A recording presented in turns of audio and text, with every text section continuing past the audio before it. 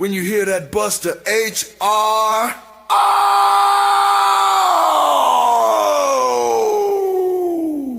man, it's about to go down. You feel the tension in the air. Wrestling fans all over the world, get ready for this right here. They're gonna have a field day with this one. You're about to witness Buster Unmasked!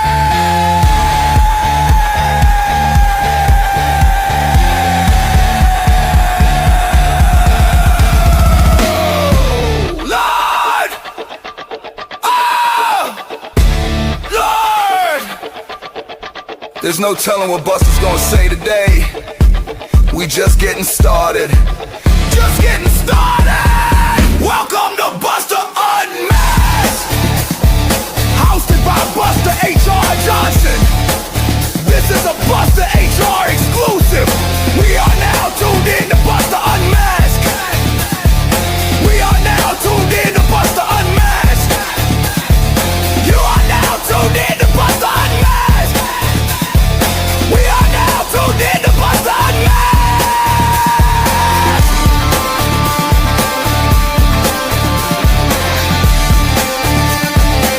Welcome to Buster Unmasked!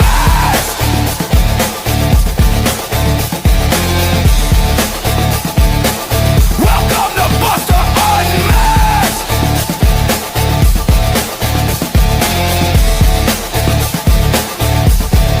Buster Unmasked!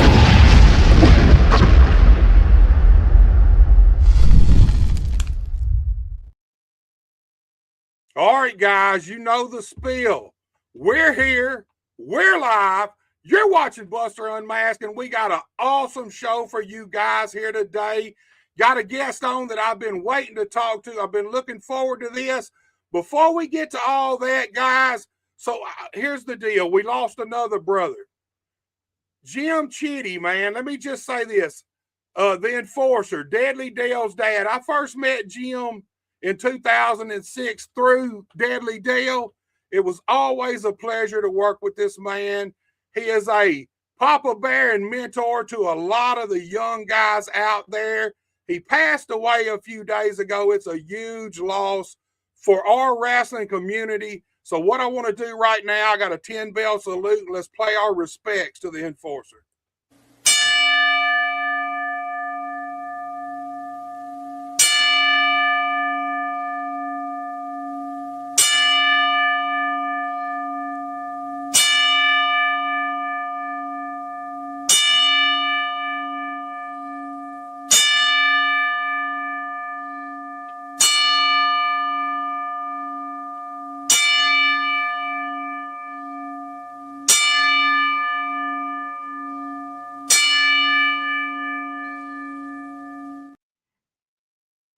All right, guys, Jim was a great dude. Like I said, man, we're dropping like flies around here. We have lost so many guys just this year, man. It's sad and it's a shame. I'm going to tell all you young guys something. If you got a veteran in your dressing room or somewhere that you get a chance to talk to them and pick their brain, you might want to do it, because that bridge is steady collapsing. We are dying off like crazy, man. This is a big loss for the wrestling world, especially around our area. The Enforcer was a great guy. Like I said, always a pleasure to work with. I want to send my condolences out to Deadly Dale and the whole Chitty family. Man, we're with you guys, man. We got you in our prayers. All right, look, guys, I got some things I want to talk about. Got some shows. This Saturday night, Osceola, Arkansas, Mid-Southern Championship Wrestling, the White Lightning Memorial Show. It's a tribute to the franchise and the face of MCW for so many years, White Lightning. Bell time is 7 p.m. It's going to be packed. Front row is already sold out, y'all. You better get your tickets. It's first come, first serve. If you want a chair, all I can say is you better get there early. I think they're going to open the doors maybe 5 or 5:30. You better get there. It's not only going to be packed right outside in the arena with the fans, but the back's going to be packed. There are going to be guys there from the past, the present, and MCW's got a lot of great talent that's going to be the future. And, man, it's going to be a great show. There's going to be a big battle royal. The main event is going to be a lumberjack match, a legacy lumberjack match with Serpent taking on 187. These are two brothers. They're still going at it. They've been going at it for 20 years. And, man, Saturday night could be the night that it all comes to an end. Also, New Bern, Tennessee, get ready. Legacy Pro Wrestling returns, and they're bringing pro wrestling back to New Bern. I know it's been a few years since you guys had wrestling, but it's coming back. They got a hell of a lineup. It's going to be at the New Bern. It's going to be at the Lighthouse First Assembly of God, 900 William Street. Bell time is 8 p.m. VIP tickets are $10. General admission are $5. And my guest tonight has some stake in this show coming up. It's going to be February 20th. He's actually going to be there. And I'll tell you this, I got a surprise for him tonight. I got a little breaking news that I don't think he even knows about, but he will once I get him on. Also, guys, I got to plug some more stuff before we get our guest on. Look, you know. Buckle up and hold on tight. What was old will be new again. What was established in 1998 will be re-established in 2026. No substitutes, no cheap imitations. The most feared 3 letters in professional wrestling. KAW, Kick-Ass Wrestling, returns to claim the crown. Let the chaos begin. Outlaws never die. All right, y'all, 2026 is the year. KAW is returning. The first show is going to be in Tennessee. Second show is going to be in Arkansas. And when I get the third show lined out, I'll let you know, man. We're looking at Mississippi. But it's going to be some hard-hitting action like you ain't seen since KAW since 1998 and 9. There's a reason it's coming back. It's needed. It's needed badly. All right, guys, let me plug my sponsors, and then we'll get our guests out here, because without these guys, we wouldn't even be here. For all of your breaking news, sports, and weather in and around the Jackson, Tennessee, and the West Tennessee area, be sure to tune in to 101.5 FM or 103.5 FM. You can also log in to talkinwesttennessee.com. That's TALKNWESTTN.com or newstalk1035.com. For all of your in-home care and consumer direct services in and around the Caruthersville, Missouri area, be sure to call Glowing Hearts at 573-643-2537. Their priority is caring for you and your family. Be sure to check out the Boot Hill Sports Network on YouTube for all of your sports news and live local games in and around the Missouri Boot Hill. That's BOOTHEEL. That's the Boot Hill Sports Network on YouTube. The Boot Hill Sports Network is also the home of American Hostile, Championship Wrestling, and the Unified Wrestling Alliance every single Saturday morning at 11 a.m. on YouTube. Professional wrestling just the way you like it. All right, y'all, it's time to do what I do best, and that's talk to these wrestlers. Let me just say this about my guest here tonight. In my opinion, he's probably the talent around here with the biggest upside of anybody around our area. I like to call him Mr. Tap or Snap. He's also the Mid-South Suplex Machine. He is your current Hooligan Championship Wrestling Heavyweight Champion. He is also your Memphis Wrestling Heritage Champion, and he is absolutely second to none other than Tim Bosby. Tim. Hey, what's going on? Man, it is my pleasure to have you here. I've been looking forward to this thing since we got it booked, dude. I know. I'm looking forward to this. I think this should be like my fourth or fifth time doing like a podcast interview type deal. So I'm looking forward to this. I figured you'd been on a lot more than that, man.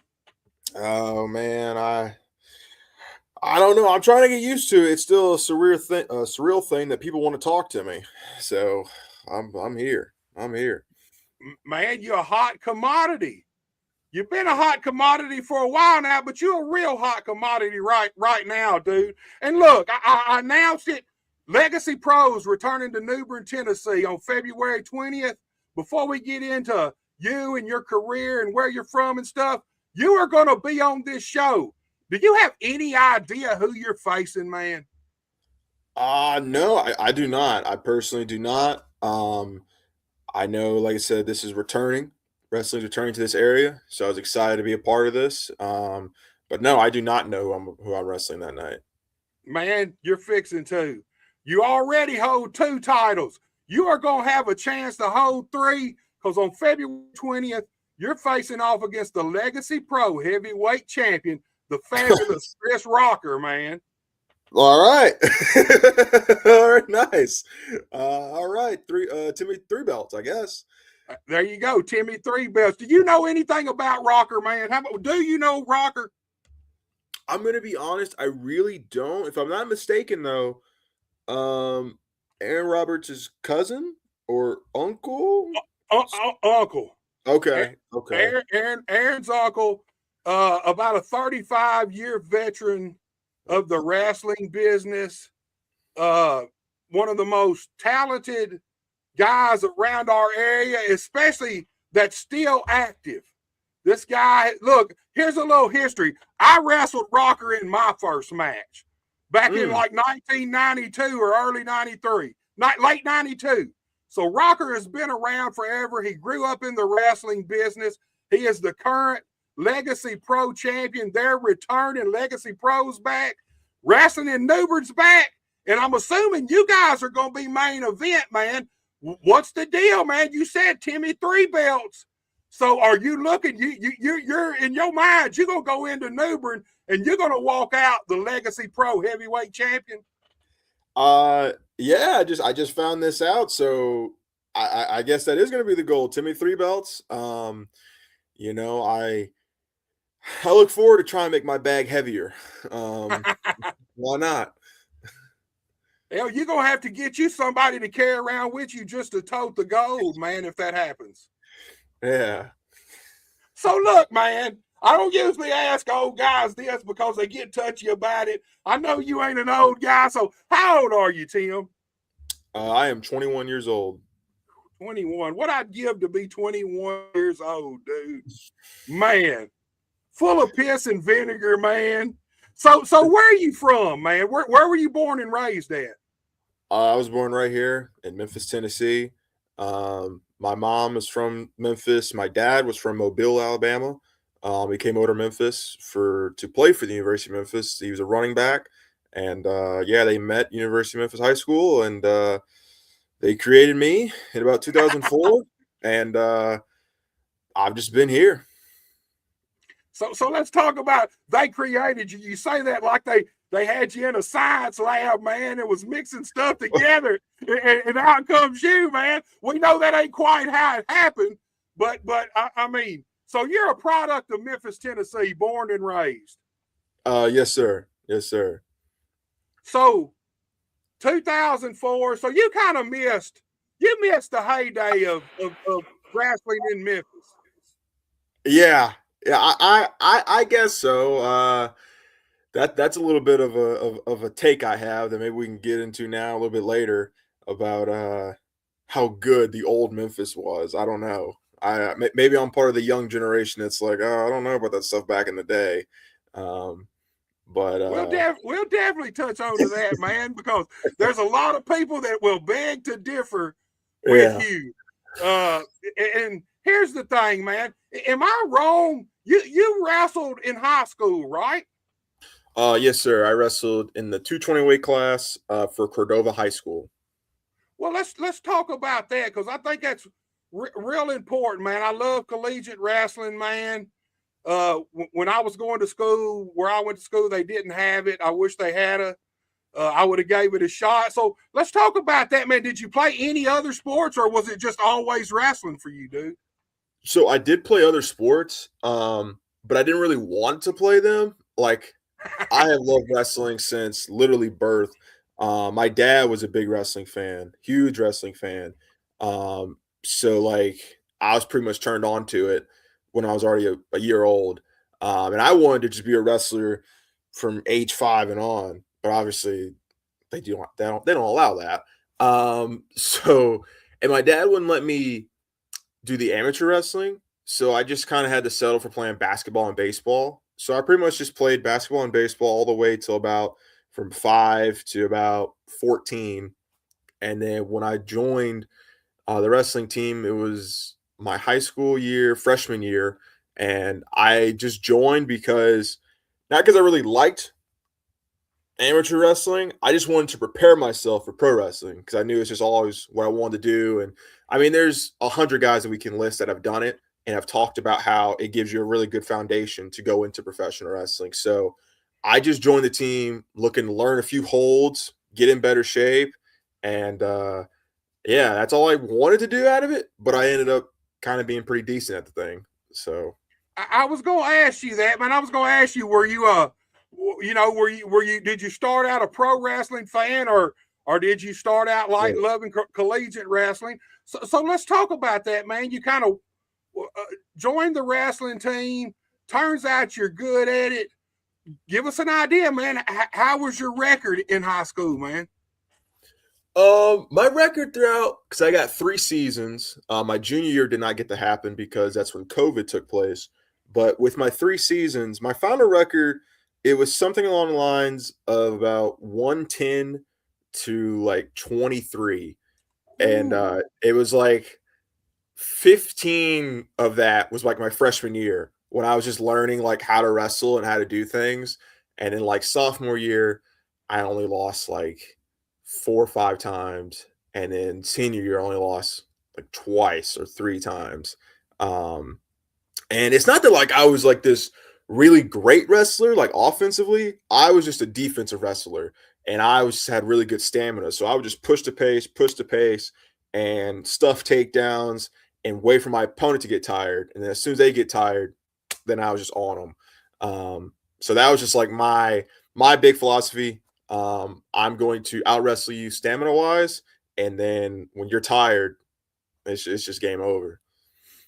Right. Look, we got a lot of people in here with us, slide counters with us. Mark McGee, Mark, dude, I will be on Facebook after this ends. The video will come on Facebook, but it'll be after. I'm having some streaming issues with my streaming key. I had some people try to hack me a few weeks ago, and I ain't been able to get everything situated since. I'm trying every day. Hopefully we'll get that taken care of soon.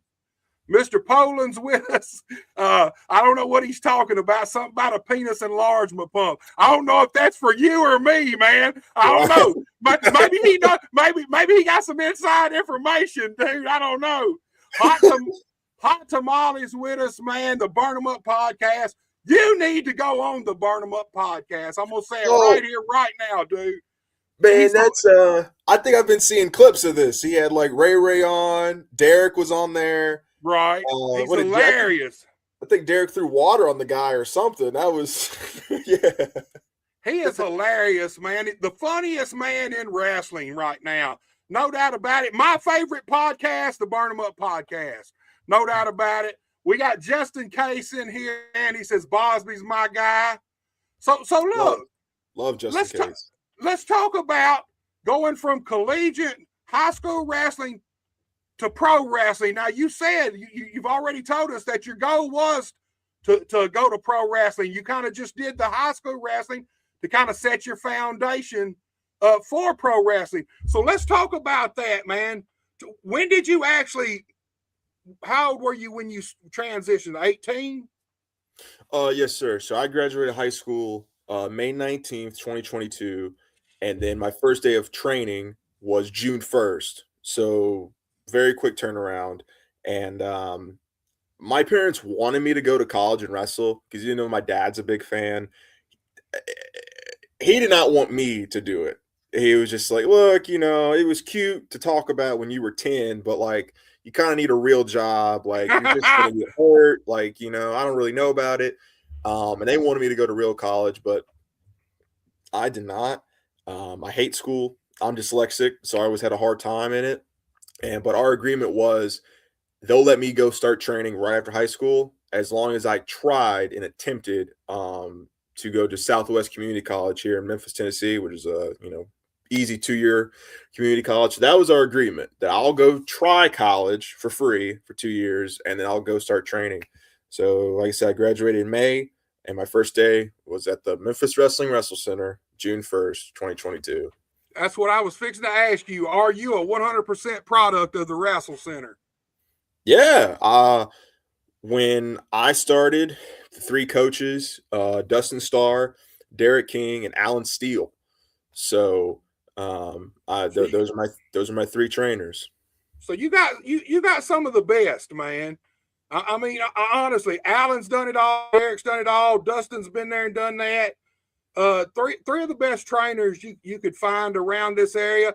So let's talk about going from high school wrestling training and stuff for that to then pro wrestling training. First day you stepped in the ring, man. Was there any issues? Taking bumps? Was it what you thought it would be? No. So like you kind of hear that like, oh, my first day was so rough because like the ropes hurt or like the ring hurt, but like I'd already been practicing sort of, whether it was right or wrong ways. There was this YouTube channel, I'm sure it's still up, and it's just like backyard wrestling, and they would teach, and these videos were uploaded in like 2010, and I found them when I was around like 11 or 12. So I just come home from school, and like since my parents wouldn't let me go train and let me go wrestle, I was just on YouTube like how to wrestle videos. So I already like practiced the bump formation, and like I've been doing it just on my living room floor for years, which is terrible, but I've been doing it for years. And like just trying to get the form already down. And then in high school, like Cordova, the wrestling team, is not put as the focus. All the money goes to like the basketball teams, the football teams. Right. And our wrestling room was like a dungeon. And it was like on this heavy, heavy, hard concrete with padding like this thick, if that. And I'd already been falling down on that for 3 years. So like the first bump I took, I was like, this is softer than what I've been landing on for 3 years at Cordova. Like I'll land on this any day of the week. It still sucks, but like compared to what I was getting thrown on, like, right. Oh my God, this is like landing on a bed. So like it was, the first day of training was, well, my first like 2 weeks was hard for me because they wouldn't let me wrestle. They are very smart. They kind of make you learn how to chain wrestle, and they kind of wait to gradually get you in. But I was getting so mad. I was like, just put me in the damn ring. Like I can do this. Like I can go. And then like, it wasn't until it was like my second or third week, I just like told Ray Sanders, I was like, hey dude, I want to show them I can actually do something. Let's just get in the ring and do something. So when they weren't looking, me and him hopped in the ring, and then we ran like a few sequences of spots, and they were like, oh, well, that looks kind of good. All right, next week you'll start, bumping and get in the ring. And then I just kind of like sped up the process a little bit. It's better to ask permission. It's better to ask forgiveness than permission, man. You know what I mean? Yeah, and I'll never forget Alan's face.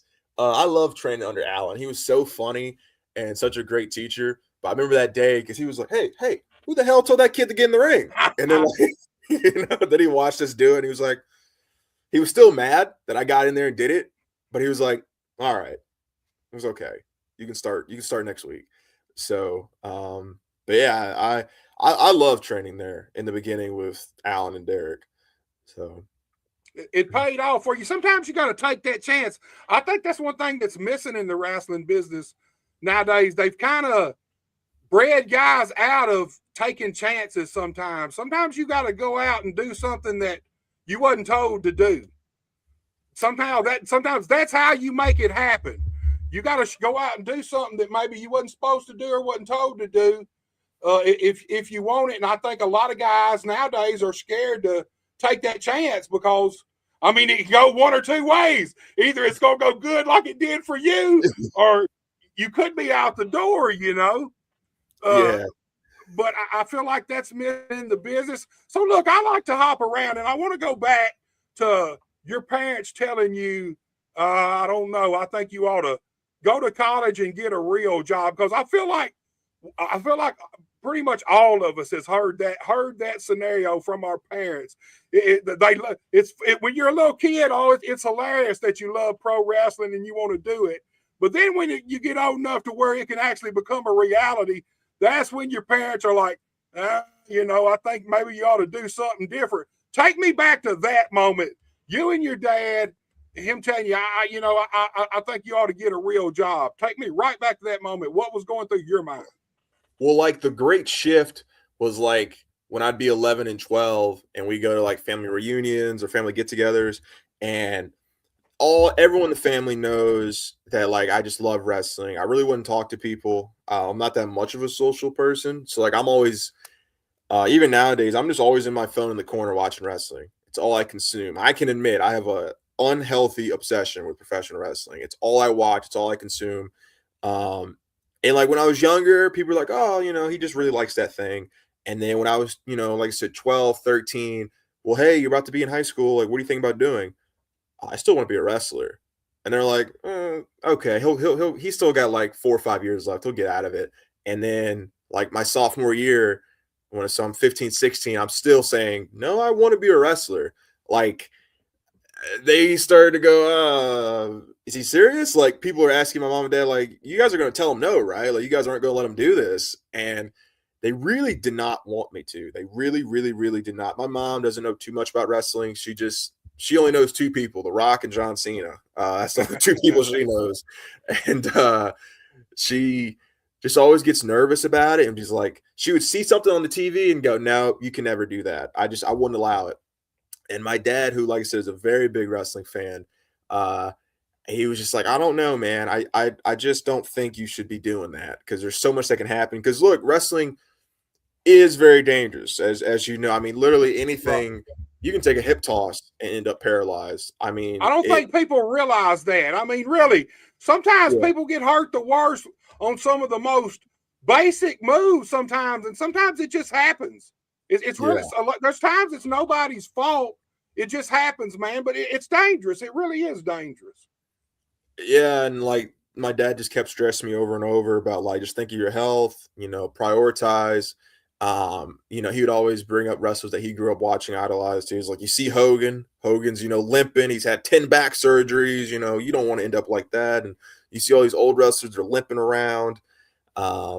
So yeah, they did not want me to do it, but I was going to figure out a way. I was going to figure out a way. It's literally all I've ever wanted to do. No backup plan. I know that's like, I know that's like, you should have something, but something my wrestling coach told me that's not like the greatest advice, but I kind of stick to it.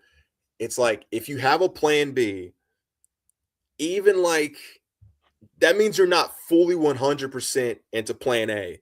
Because even if it's only 99.9, you still think there's that 0.1% chance that you don't think plan A is going to work out. So don't have a plan B. Because if you're thinking of a plan B, you already have convinced yourself, even if it's just a little bit, that, hey, plan A might not work out. So let me have this just in case.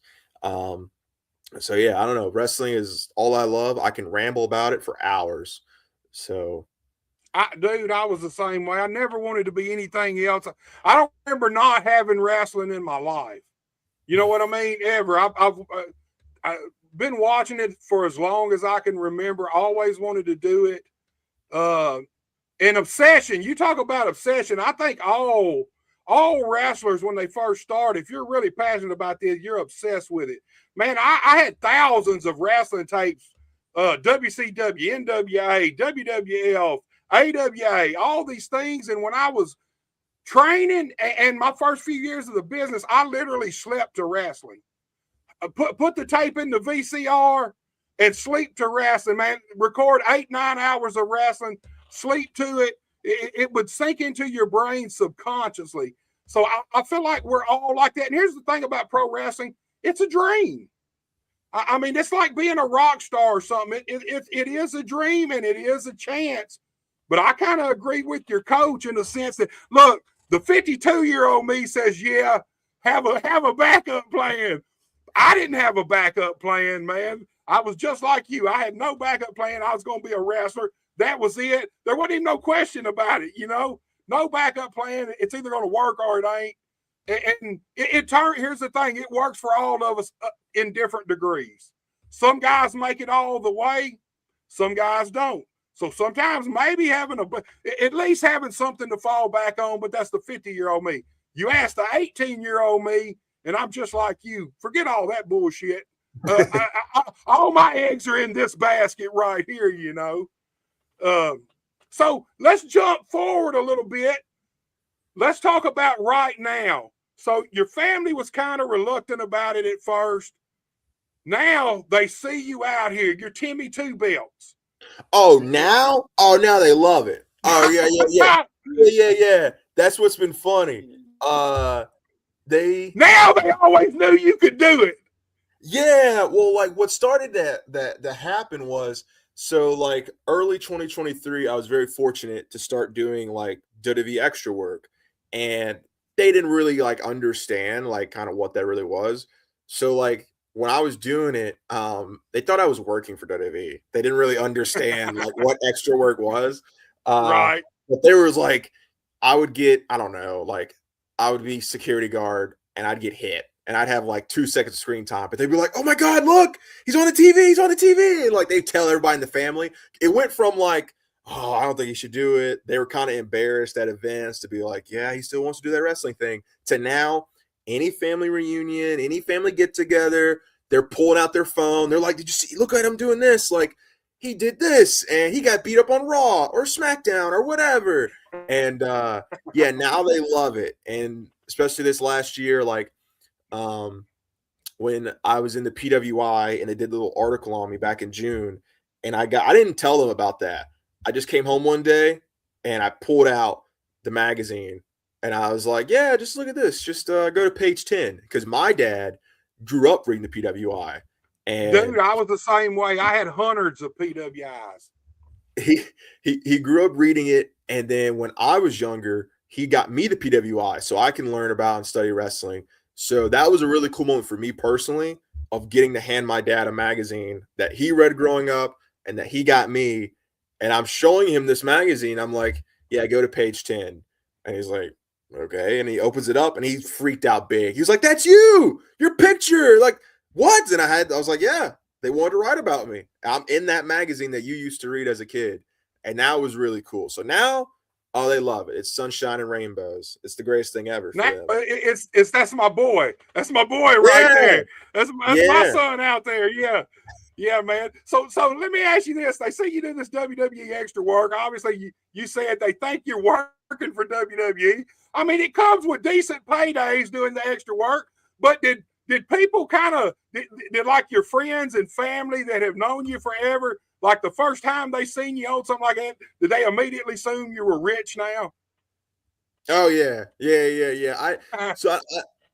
I will self-admittedly admit I don't really have that many friends. I was a huge outcast as a kid because I would just literally every day at school, I wouldn't talk to anybody. I would be in my phone watching wrestling. I'd be in class, instead of paying attention, I'd have 2 pencils and I'm having the pencils go at it and I'm like doing like a wrestling match with the pencils. But the very few friends that I have that like remember like, man, you used to always talk about that. You used to always wear wrestling shirts to school. And then like if they see me post something like that, they're like, what? Like the big one, I was fortunate enough to it was in Detroit. It was SummerSlam 2023. I just did like a medical spot. Like I just came out to the ring to assist Bianca Belair. And that's still like the coolest thing I've ever did. Cause that's like, I think there was like 50-something thousand people. And I was just right in the middle of it. And I have first of all, that segment is so bad on my part because I have no idea what I'm doing. I'm supposed to be a doctor, and like she hurt her knee, but like I'm checking on her arm, and I don't know what I'm doing, and like I'm so just like I'm looking around, and I'm like, oh my God, there's this 50,000 people right now there's so many people. Like, I don't pay attention in this segment at all. But like when I posted pictures of that and reposted things, like that was like the first one where people were like, oh my God, like that's crazy. And then my friend Terrence was like, so since you got that WWE money now, could you kind of slide me something? And I was like, no, dude, I had to explain it to him, I don't work for him. I just got paid that one day. It's TV rich, man. People see you on TV and they immediately think you're rich. But that's cool as hell, man. I mean, honestly, did you ever think a few years in you'd already be doing anything with the WWE? No. So, like, that's what I would say, because I've now been wrestling for a little over 3 years. It really hasn't been until these last 6 or 8 months or so that, like, I've actually kind of sit down and try and live in the moment and be like, man, I have gotten to do some really crazy things. Like, over the last like 5 years, or thinking from 5 years ago, when I was in 2020, I would have been a sophomore in high school. So I was 16. And to think what's happened in the last 5 years between people that I grew up watching, that I have now shared locker rooms with, have their numbers, like have good relationships with people, guys I've gotten to wrestle, things I've gotten to do, like the extra spots. I really like cherish it and don't let the moment slip. Like, kind of just be like, oh yeah, whatever. No, dude, that's a big deal. That's cool. Like, something here recently, like getting to wrestle Kalisto. Kalisto was a guy that me and my dad loved watching when I was 10 and 11, watching him do all this stuff. And now I've gotten to wrestle him twice. I have an awesome relationship with him. And that's just something that is still insane to me. Like, this guy was on TV and I played with him in the video games. And now here I am wrestling him twice. And he's texting me like, hey man, that looked good. He's watching my matches and stuff. And I'm like, dude, this is sick. So yeah, man, it's cool. And the PWI thing, look, it's easy to get into arena reports. I mean, you can even get into 500, but when they want to do an article on you, I don't give a shit if it's one paragraph. And especially if they put your picture with that paragraph, that's a big deal, man. Really, that's a hell of an accomplishment. That's something to be proud of, dude. It really is, man. So look. No, go ahead, Tim. I was going to say, just once again, that, like I said, that was like a personal thing for me because my dad was such a big fan and he'd go and get them. So just to be able to show him that same magazine that now I'm in it, that was just a really cool thing personally. Yeah, validation for you too. Kind of smiling at Dad, say, you didn't really want me to do this at first. You know what I mean? So look, man, I like to hop around. So let's go back. You're just getting in the wrestling ring, just starting to train. And here's something that people do not realize. Ring wind in a pro wrestling ring is different than pretty much any other wind. I've seen all kind of athletes go from football, from rugby to basketball. And in my experience, basketball players really have the best cardio when they try to transition it from basketball to wrestling because they're used to running constantly. But collegiate wrestling, man, that's a grinding sport right there. You guys work. All you do is work. You guys work nose to the grindstone. So a lot of people go from other sports, transition into wrestling, and they realize, oh, shit, I got to get my cardio up for this. How was that for you? Was your cardio on point the minute you stepped in the ring, or did you kind of have to find your pacing? No, I would say it was immediately already up there. Like, so throughout my whole high school tenure, I just focused on cardio. Like I said, my strategy was defense wins championships. So I'm going to tire you out. And then once you're tired, then I'm going on the offense. So all I would do is cardio. I didn't really lift weights at all, really, high school at all. I just did strictly cardio. Once again, an unhealthy amount that I know looking back on that really was not the best.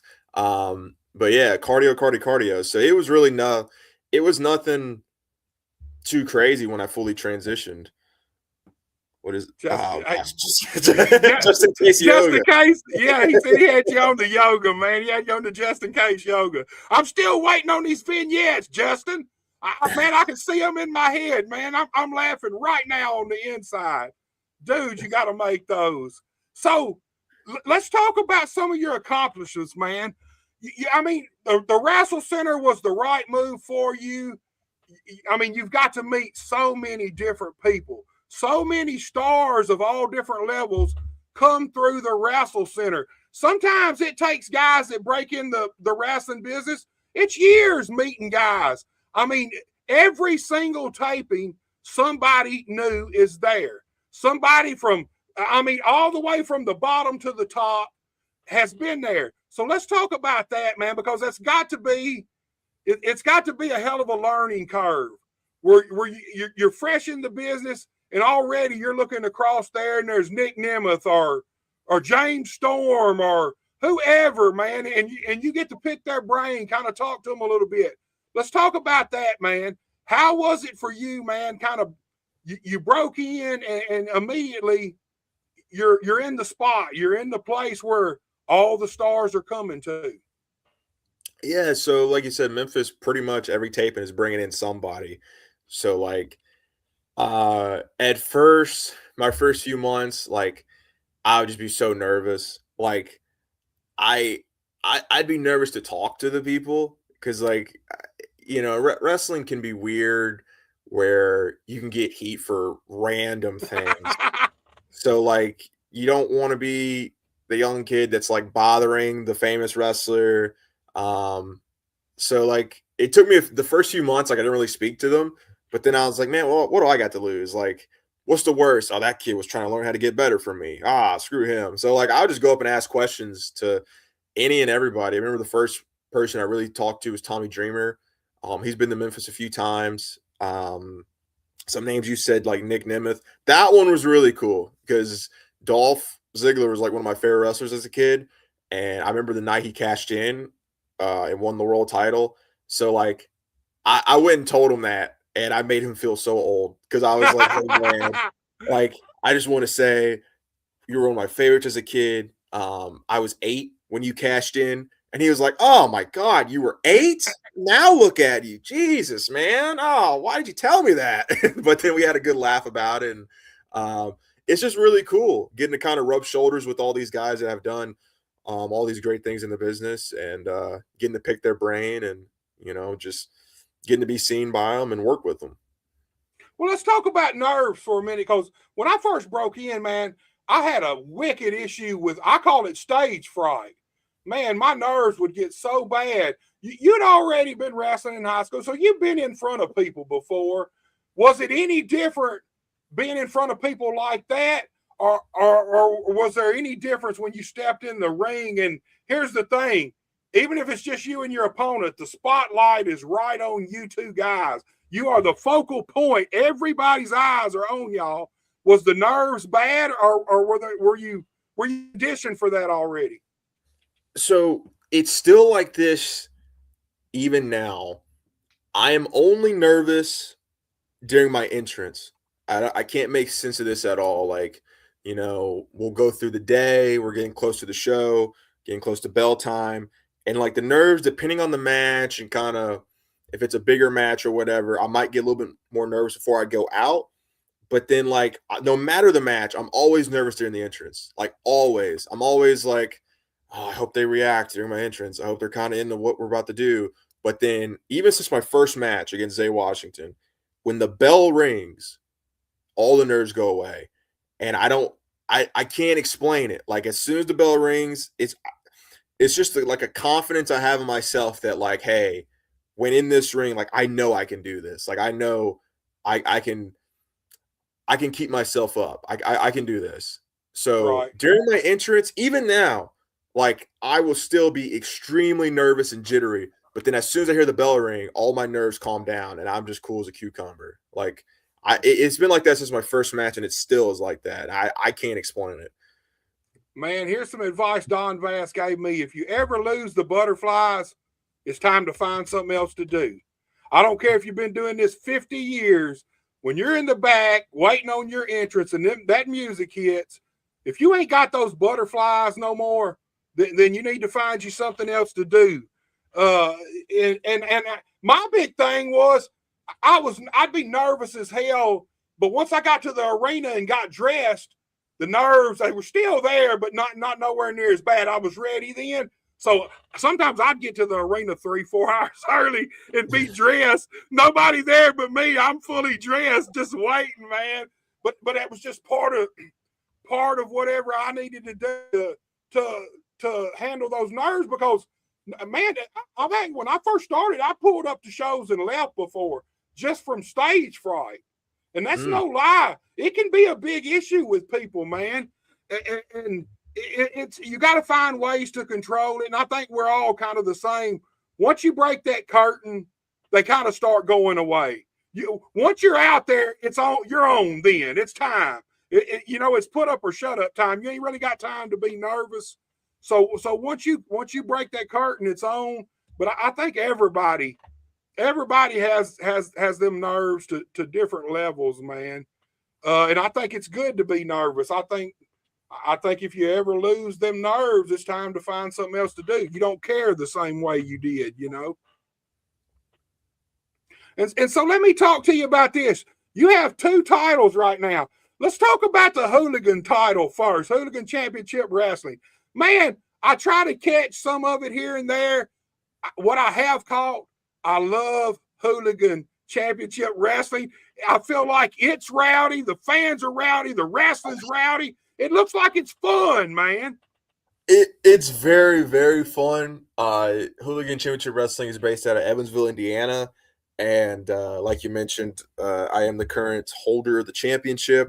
And there, man, I'm just like the biggest dickhead. Like I just the first time I wrestled there was about a year ago, and I just asked, like, hey, are you okay if I kind of blend like Sean 95 and like Mr. Perfect? Can I just bump around everywhere and just kind of be comedy, but not really comedy? And he's like, yeah, sure. And like it just got over well with the people, and then they kind of just liked what I was doing. And yeah, I just had a show there last weekend, which was really, really fun.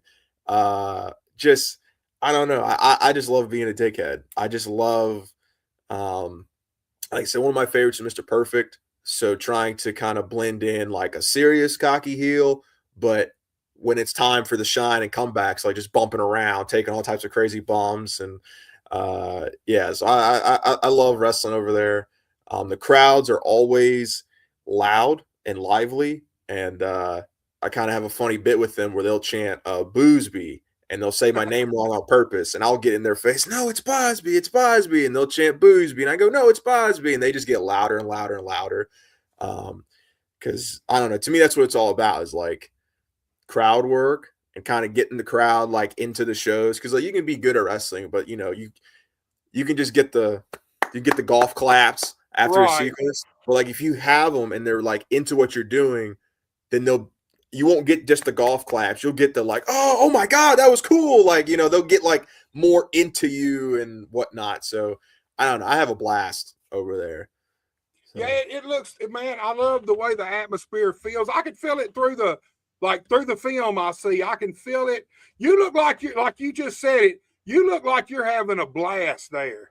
And that transcends through the screen, man.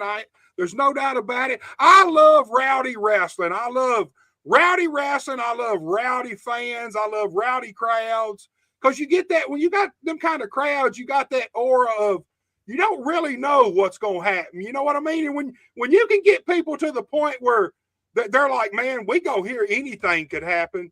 You kind of got them right there, man. You got a hook in them right there.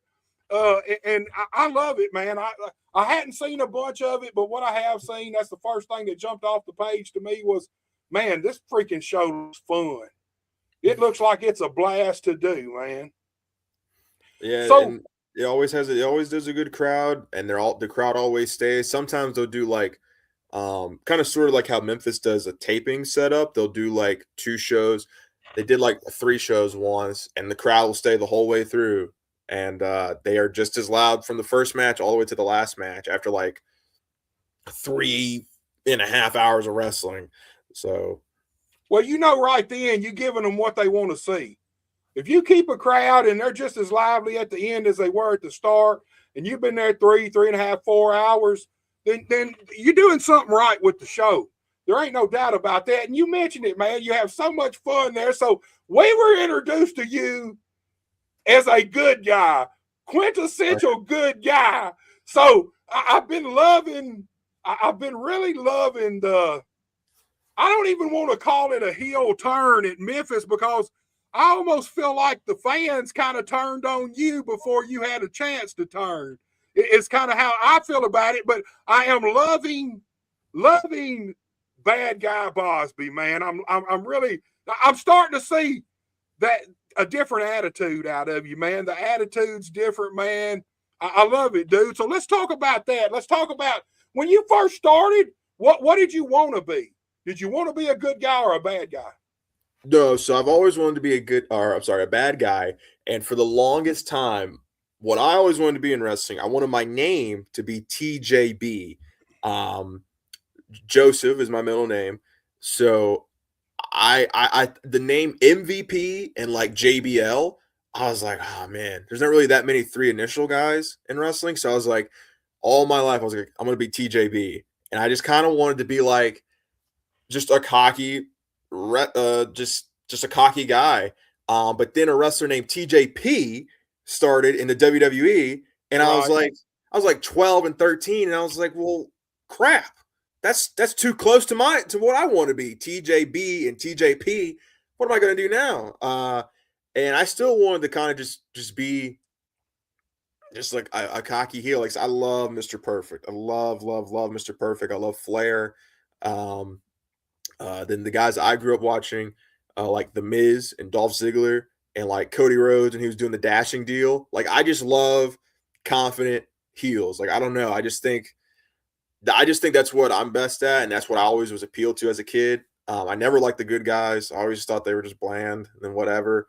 But there's something about a bad guy, and yeah, the whole thing in Memphis has been really great. I myself, I do not think I'm a good guy. I just don't really ever feel it. I feel like match quality wise, like I think my work is better when I'm working bad, because I think I can just get more into it because it's what I really want to be. So yeah, what I've been doing in Memphis these last few weeks have been really awesome. I've enjoyed it. It's what I've been wanting to do for a long time. And like I said, they kind of turned on me, but like I definitely gave them ammunition of like what we did with Ray, and then like me blowing a kiss to his mom in the front row, and like the fans, the wild side as they're called, they were still kind of cheering me after I cashed in, but in my head I was like, I don't want anybody to cheer me. So they had a sign, and I was like, yeah, give me that sign, and I had it, and then I just like threw it right back at them, and they got all mad, and yeah, it's been really fun what we've been able to do. And like I said, I just think that's where my best work comes from, is just working bad. I feel like you've always looked natural to me in the ring from the first time I saw you. Inside the ring, you always look natural. When you first come out, obviously you could tell you were green to pro wrestling, but you were an athlete. You moved. You were fluid in the ring. None of that. There's a lot of idiosyncrasies in the pro wrestling business that you have to pick up. That just being a great athlete at something else, you don't always get those idiosyncrasies like you do in the wrestling. But man, this what I've seen at Hooligans and then the Memphis thing now, I feel like I can see it in your face. You're having a blast. I feel like you're way more comfortable as a bad guy. Yes, and like especially too. So this last year, I got to be the Action Champion as well out in Georgia, and I got to travel around and really get to learn different things and kind of be like a traveling.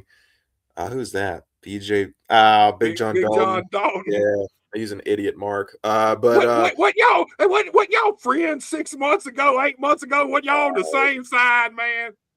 We've never been friends. But that guy. But yeah, so working in Action,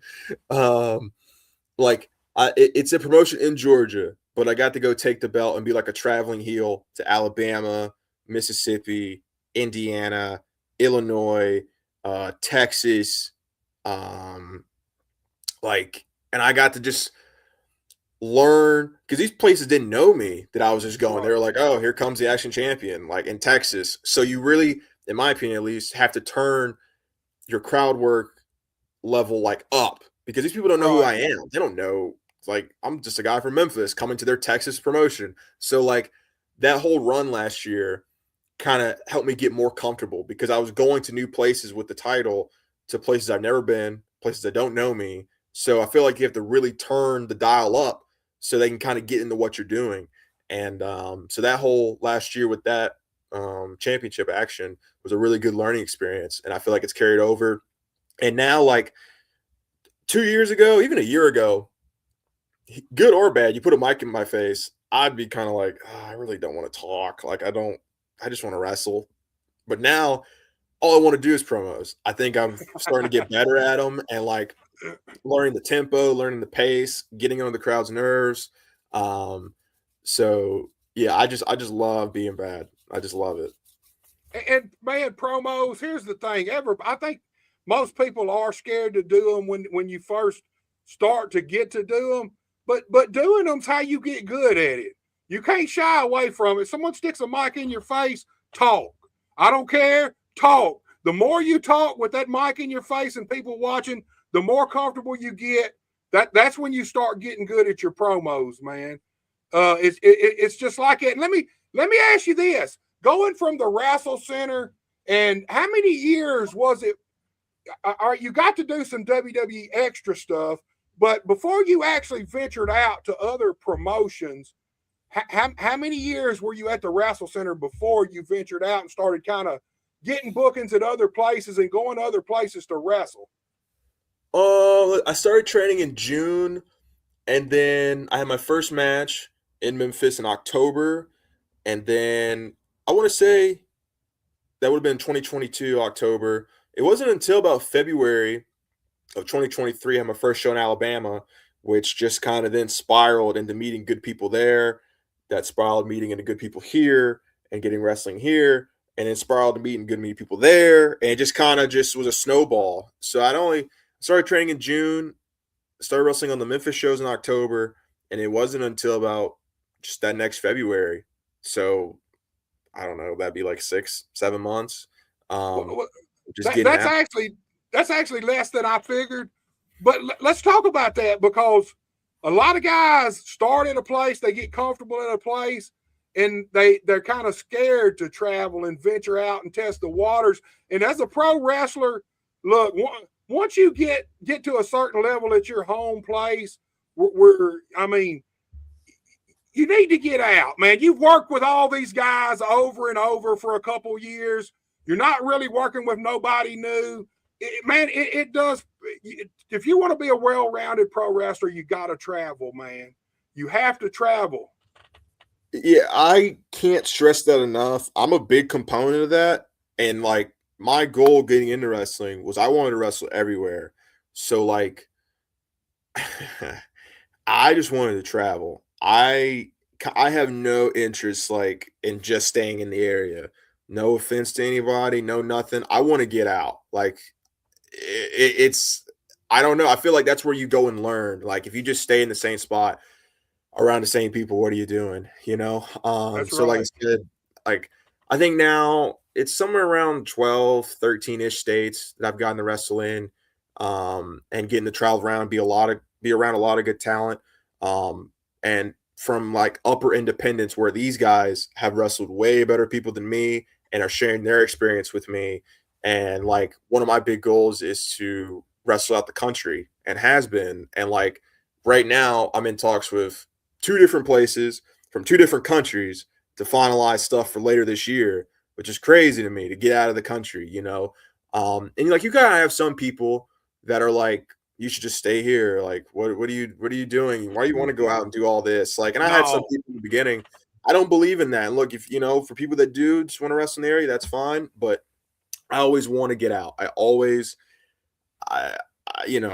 don't know. I can really ramble in that subject about wanting to get out. I think it's better for everybody to get out and wrestle in different environments and wrestle different people, people that are better than you, people that know more than you, and just be just be a sponge, dude. Just learn, because you can learn good and bad. You can learn the good things to do, and then you can see things and go, oh, now I know not to do that exact thing, because so Right. And working in front of different crowds. Fans are different. They're wrestling fans. I mean, at the basis of it, they're all the same, but they're different in every different little territory you go to. There's little things that certain things that work here in Memphis that aren't going to work in Texas because the oh my fans don't God. want to see that shit. You know what I mean? And Let me tell you, I wasn't even a year in yet, because like I said, I started traveling in February of 23. I worked in Indianapolis in that April, and that was like my first real time far away from Memphis. And so I was still trying to have like Memphis structured matches in different places, and like quickly learn that's not really going to work. Like, I'll never get the first times in the ring. Like, I convinced this guy, like, we should do this, this, and this. And he was like, I don't really know if they're going to feel that. And I was like, no, trust me. And we get out there, and they're not feeling this at all. Like, I was trying to do, Derek King does it, like the fake chain bit. Like, you got a chain in your hand, right. but you really don't. That, like, gets over big here. And, like, in southern areas, I did that in Indianapolis. Nobody could give a damn. They were like, what is he doing? And then, like, trying to kind of have like a southern pace match, they were just sitting there on their hands. People in different areas, they're used to different wrestling. Some areas kind of be more fast paced, some like it slower, some like huge high flying, whatever it may be. And it's not that you have to fully commit to that style, but you kind of have to learn how to work kind of that way and learn the crowd. Which is once again why I say it is important to get out, because the fans everywhere are different. And like you said, some people in this side of the country, some people like vanilla, some people in this side, they like chocolate, some people down here like strawberry. And like, if you just get out and learn all the different flavors, then when you're out there and something goes wrong or you're in an unprecedented situation, you can go, oh, let me try this. This worked here. Let me see if it'll work here in this crowd. And if it does, then it's great. And if it don't, it's a learning experience. So yeah, I could really go into that subject. Well, you got to kind of learn to be Neapolitan. A little bit of chocolate, a little bit of strawberry, a little bit of vanilla. Yeah. I don't think guys realize how much it helps them and makes you a better performer all the way around, man. You got to learn to adapt. You can't just, once you get over in a certain place, unless you do something really screwed up to get go away heat, the fans are going to be with you. Whatever you really want to do, whether you want to make them boo, they're going to follow. If you want to make them cheer, they're going to follow. But when you go somewhere else, man, you got a whole new set of fans there, whole new group of workers, whole new way of doing things. And it benefits guys so much to travel, man. Look, Big John Dalton's back, and he says, serious question. What all will you do in Vegas, especially in your downtime besides wrestling? So Vegas, are you headed to Vegas? So yeah, what he's alluding to is that I will be in Vegas for WrestleMania week. My first WrestleMania week as a wrestler, which has always been a bucket list. And yeah, no better place in Vegas, because anybody that really knows me, which is a select few, I like to gamble. So I'm really looking forward to my Vegas trip for the wrestling and for the casinos. So, all right, you gonna end up, you either gonna come back a billionaire or you gonna lose all that money, man, that you making on the road, man. I'm pretty good. I'm pretty good. So let me ask you something. Who do people most liken you to? Who do people like? Do you have people come up and say, "Hey, man, you remind me of so and so"? If so, oh my God, dude. Oh my. Okay, well, like wrestlers will always say the easy one is Jason Jordan. We look just alike, whatever. I've heard that one a million times. But what I get from fans from like everywhere that I've been, there's always at least one that would say, man, you remind me of Muhammad Ali. I don't see it. They say I look like a young Muhammad Ali, and like, I don't get it. I've got that from so many fans. Literally everywhere I go, there's always somebody.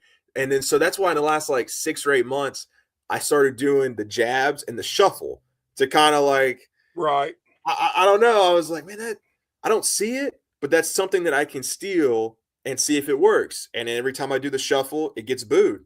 So, that's something else, just learning what the fans may like and see what kind of gets a reaction and what don't. So from wrestlers, it's always Jason Jordan, but from fans, for some reason, they always say Muhammad Ali. I personally do not see it, but hey, I stole the shuffle and now it's mine. So, hey, me and Big John Dalton are alike.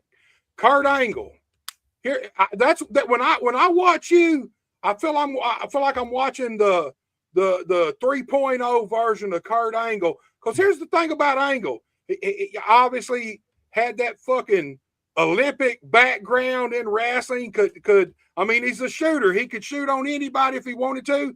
And very few guys at that level transition into pro wrestling the way Kurt Angle was able to, not only in the ring, but I see a lot of Kurt Angle was great at comedy. You know what I mean? And I see that. I see that in you. That I see that you've got that kind of shooter thing about you, but you also well adapted in the ring, transition to pro wrestling. But I see a lot of entertainment in you, man. A lot of comedy, especially now that you're doing the heel thing on Memphis. I'm starting to see more and more of that come out. Does anybody ever tell you that you remind them of Kurt Angle? Yeah. And like, I mean, I get it, and I certainly don't help it because I do the ankle lock. But yeah, you might be setting us up, man. Yeah. And the suplexes. Yeah, Kurt's definitely an inspiration. Great matches. Like I said, when I watch Kurt Angle, like obviously I take some of the wrestling stuff, but I think what I always try to pull more from him is like what you just said, his comedic timing. I really try and watch like how he paced things and how he delivered lines and segments. Because everyone knows he's a good wrestler in the ring, or whatever. You can pull stuff from that, but I try and pull more from the character stuff and what could I do, and like, oh, that's funny. Maybe I can kind of twist it into this way. So, yeah, man, I see that, man. Kurt's one of the. I don't even know if Kurt thought when he broke into business that he realized he was going to be have that ability, man, to go out, capture the crowd, and be serious, but be funny as hell at the same time, man. That's an art form unto itself. So look, I want to take you back maybe. Let's go back 6 months, and I may be a little off. You may have to take us back further. Let's go back. Internet champion Marco Harris shows up. You and Marco Harris has had a series of matches for this internet title. Marco finally got that title. So let's focus on those matches for just a few minutes. Talk to me about being the internet champion, and then you and Marco's. I don't know if it was a feud or let's just say you and Marco's series of matches y'all had. Yeah, so Marco Harris, it's so funny because like because I think he started training a little bit before me, but we're pretty much the same age. Actually, I think he's 22 or 23. He's old. He's older. He's an old bag. But like we had just never wrestled, and we would always text each other, and we knew who each other were. We watched each other's stuff, but we just never wrestled. And then when it came time for earlier this year, or this year, we're in 2026 now. Earlier last year, Right. The Cobra Cup was coming up, and Dustin wanted to do me and him first time, and that series of matches like was really fun. Now, I still think the first one we had where I'm in the red singlet and it's for the cup, and we just do all that crazy stuff as you would expect young wrestlers to do. That one was really fun. The 2 out of 3 falls was really, really fun. We wrestled in EPW. We went from like never touching and just dying to wrestle to then we wrestled like 4 times on the Memphis TV, 2 or 3 times on the Memphis house shows, 2 or 3 times on the EPW shows. And then we started going, all right, man, I'm sick of you. Like, I don't. So y'all were married. They pretty much married y'all for a while. Yeah. And like, it's always fun. And like with Marco, I've had this with just probably only like 3 people, 4 people tops. At this point, me and Marco don't even have to talk. Like, I just kind of know where he's at. He knows where I'm at. We kind of know what each other do. And we can just do something, on the fly, which I think is another big part, is learning how to do stuff on the fly. Right. So we can just do anything, and we're both comfortable with each other. But yeah, that series of matches at the start of early last year was very, very fun. Looking back, did we do a little too much? Yeah. There were some things I go, man, I don't know. We should have slowed it down just a little bit there. But that's one of those two hungry wrestlers that really wanted to show that they can, wrestle. And as we like to say, we're for the work rate.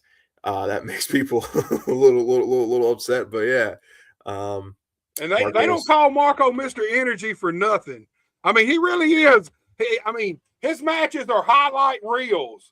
The whole matches are highlight reels pretty much. So I felt like y'all really had a good chemistry.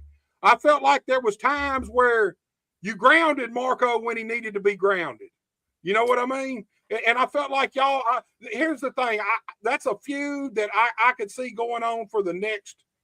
I can see you guys wrestling each other and drawing money for the next 10 years.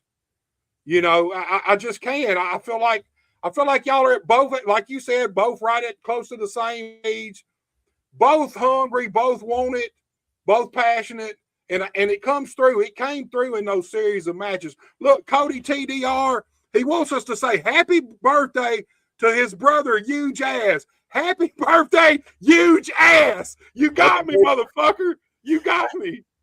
Happy birthday, Huge Jazz. All right. Or Huge Ass. So like that was a fun series of matches right there with you and Marco. All right, let's fast forward a little bit. You win this year's Cobra Cup. So let's talk about that. You drop the internet title to Marco, turn around and win the Cobra Cup. Well, so I dropped the internet title to Mike Anthony. Okay, yeah, you're right.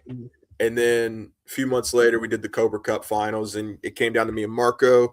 And then the Cobra Cup kind of works like the Money in the Bank in the WWE, where you have it and you can cash it any time. I won it in February, and I held all the way on to it until December. So I was just stuck with carrying this cup around everywhere.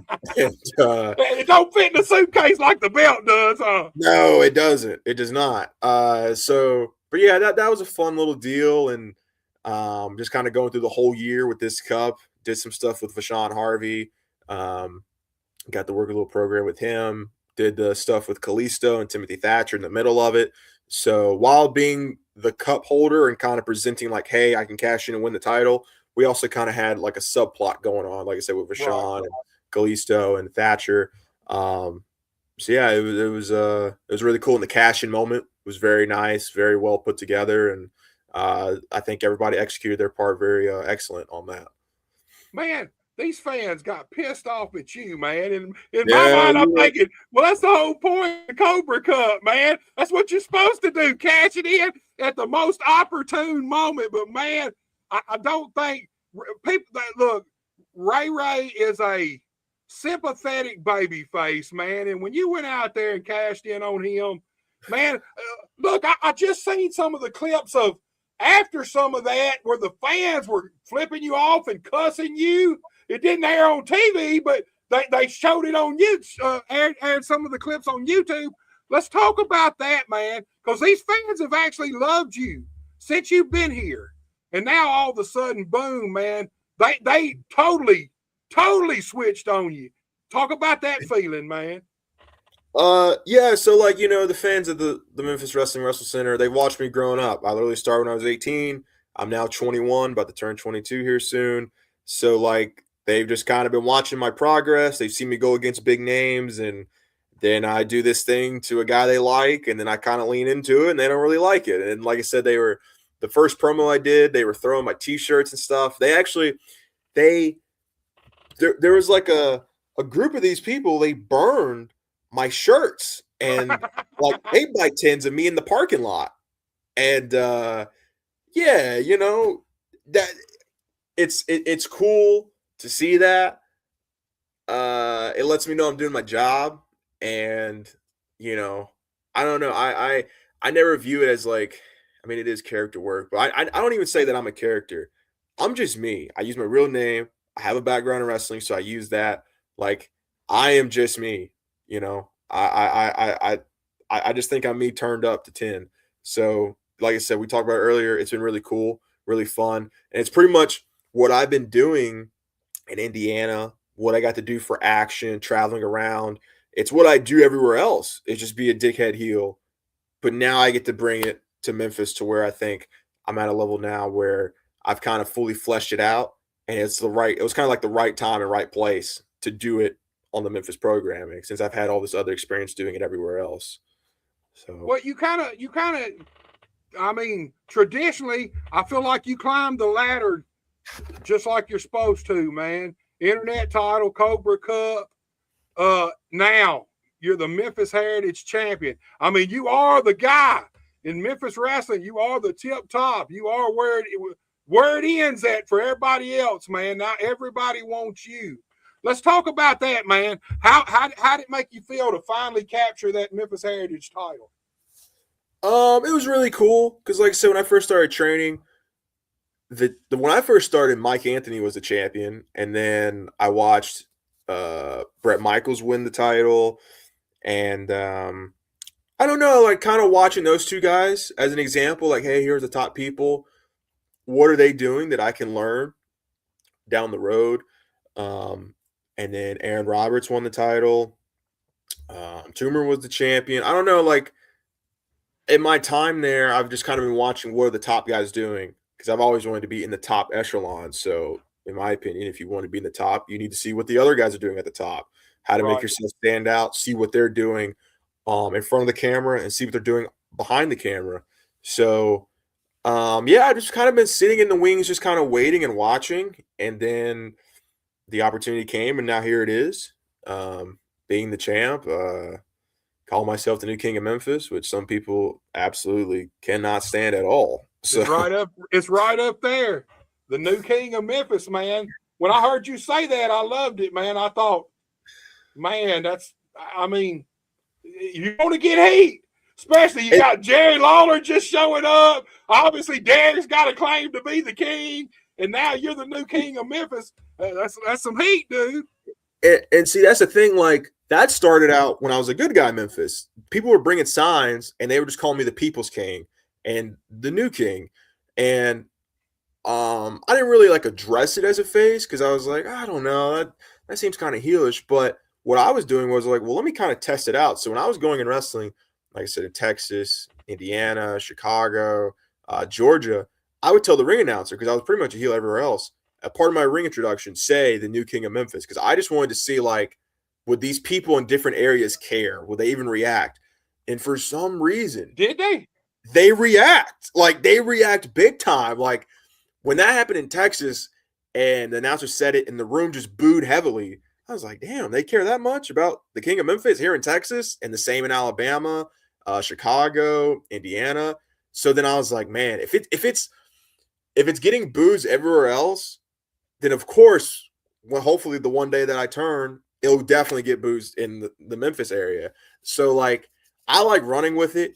It makes some people genuinely upset, which I think is hilarious. But yeah, I like running with it, and yeah, it's just my new thing now. Dude, I mean, look, I was wondering myself how it worked in other places, but I can fully see that. I mean, that's a testament to Jerry Lawler himself. Yes. I mean, it just is. That's a testament to the king. It just is for you to go to these different places and it still get that kind of heat, be that relevant to them. You know, that's a good little tagline there, man, to get heat anywhere you go, I feel like, dude. So let's talk about Derek the King. Now you did your thing with Ray Ray. Derek is Ray Ray's mentor, trainer. Ray Ray is his guy. Now you and Derek are kind of involved in something. We've seen him try to super kick you, and you about ripped his ankle off, man. So yeah. let's talk about the situation with you and Derek. Now, Derek is retired, for anybody who don't know, which if you're around here, you know this. Derek's retired. But man, Derek stepped foot in the ring with Bosby. So let's talk about that, man. He's retired. Give it 6 months. I bet. They always come back. How many retirements has Derek King had? I think that's about 48, 49. I don't know, man. So yeah, the things, like I said, getting to work with Ray has been good, and getting to work with Derek.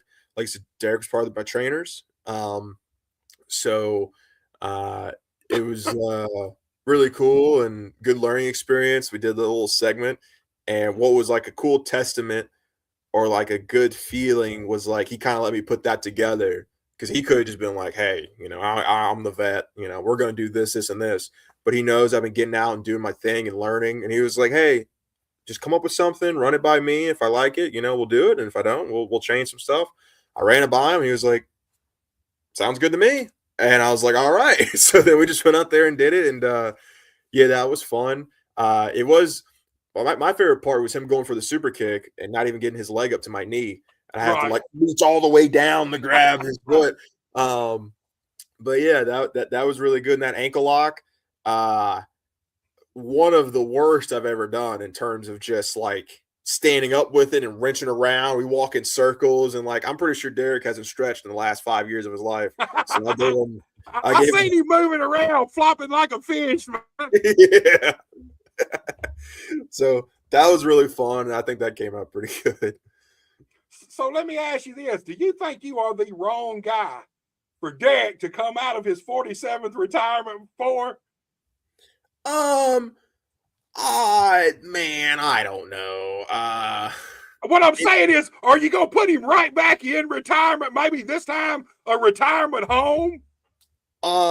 Maybe so. I got to wrestle Derek once. Derek was Derek was my second or like third or fourth match ever. And so I was extremely young, extremely green. Still am green now, but like I did not know. I didn't know I was so nervous day of, and we can get into that. But I would love to wrestle Derek again, but he's retired. So I don't know. We'll see. I would love to. I'm okay if we just keep doing things like we did. If we keep doing segments that are like brawls to kind of get around having an official match. Right. I'm still cool with that. Anything with him, I think will be fun. Man, I can see Derek in my head running around the retirement home, super kicking old people, man. Right in the face, dude. Hey, bingo night, Derek lose, everybody gets a super kick, man. So look, we're gonna get ready to start wrapping this thing up. We've already been going almost an hour and a half. I got a couple of more questions for you. First one, dream match out there. If you could wrestle anybody in the world, who would it be? All time or just currently alive, currently doing their thing? All time. All time, it would be like off the top of my head, Eddie Guerrero. Love Eddie. I'm probably the only one that's like still not with us and active. Someone that did just retire. I'm a big fan of Japanese wrestling. Hiroshi Tanahashi was always one of my like guys I just really wanted to wrestle. I love Tanahashi. So Eddie Guerrero, Hiroshi Tanahashi. Oh God, I had Kenny Omega. That's who like kind of. That Kenny Omega is like who got me to learn about wrestling outside the WWE bubble. So I'd probably say him. I think that would probably be it for like dream matches. Eddie Guerrero, Tanahashi, and Omega. Those are real mark answers, but. Yeah. So you mentioned it earlier. You're in talks to go out of the country. Where is the top place you want to go? I'm assuming I know this because you've already mentioned it a few times, but I'm just guessing. But you tell us, and then I'll tell you if I was right. When you say top place, you just mean in general or top independent wise? Just across seas. You want to go to England? Do you want to go to Japan? Oh gosh, that's a tough one because I would say number one probably be Japan. I I really want to go wrestle in Japan. I have such a love and respect for Japanese wrestling. I think Japanese wrestling is like the greatest art form ever. I think there's just so much stuff, and I can really ramble about that. Right under it, Mexico. I love lucha libre. I think the stuff that those guys can do is just incredible. The body control they have to do all the springboards. I can't do Right. none of that, but hey, I can catch you. You know, we can have a cool match. And then I would say Germany, because the fans over there really respect wrestling and they really get into it. So yeah, I definitely say Japan's definitely at the top, though. Japan's definitely at the top. What's your thoughts on England? Because man, they got some of you talk about wrestling being an art form. Man, some of those guys can chain wrestle their ass off over there. I mean, it's just that to me that's a place I'd love to see you go test your wrestling at. Man, I think you'd learn a ton. Look at Steve Regal, Lord Regal. I mean, man, that dude can do things that nobody believes can be done, man. And all those British wrestlers like that from that era, they all can go. Even the modern ones. Now they have got the wrestling's got a little more Americanized over there, but still, most of those guys, they were brought up on chain wrestling, 2 out of 3 fall matches. I mean, you got to be able to go when you're over there, man. Any thoughts of that? If you had a chance to go to England, would you go? Oh yeah, absolutely. I don't care where it is. I just love wrestling. I'll wrestle any and everywhere. The talent out in England is definitely really, really good. Those are the guys that like yeah, the bell rings and you're already in a knot. Like you're already Right. like in a pretzel. You know, they could do all these fancy things. There's a guy wrestled out in action in Atlanta named Darian Bankston who trained over there in the UK, and like, oh my god, dude's a technical wizard. He does a wrist lock and he'll like, you know, I just take a wrist, but he'll like take the wrist and he'll spin around and do a cartwheel and kind of nip up and do blah blah blah blah blah. And then he went from a wrist lock to having me on the ground with like both my arms behind my back and my head like in my leg, and I'm like, God damn, dude, how do you do that? You know, so yeah, they definitely have a crazy style over there. And they're masters of submission wrestling and pressure points. I mean, that's the thing. It ain't all just a work, you know. These guys can go, man. They can really go. So look, I asked a lot of people this question, and this is the question we'll end on. I get some answers that I don't expect sometimes. The phone rings. It's WWE. They're ready to offer you a contract, whether it's NXT, main roster, whatever. WWE's offering you a full-time contract. Are you taking it? Yeah, absolutely. I wouldn't have to work my boring sheet job throughout the week. That'd be great. So, yeah, and like I said, I don't really have a I'm kind of like everybody, I guess, in terms of like wanting to be on TV and be contracted. I just want to wrestle and do it full time and not have Right. to do real world activities. So whoever can provide that would be great. It's not limited just to one place. I think, like I said, wrestling across the board, there's so many different places you can make money and work. And sure, if WWE came calling, that'd be great. If AEW came calling, that'd be great. If New Japan came calling, that'd be great. I just want to wrestle. I just want to wrestle. But to answer your question, yeah, sure. Why wouldn't I? Full time? Hell yeah. I'd quit tomorrow.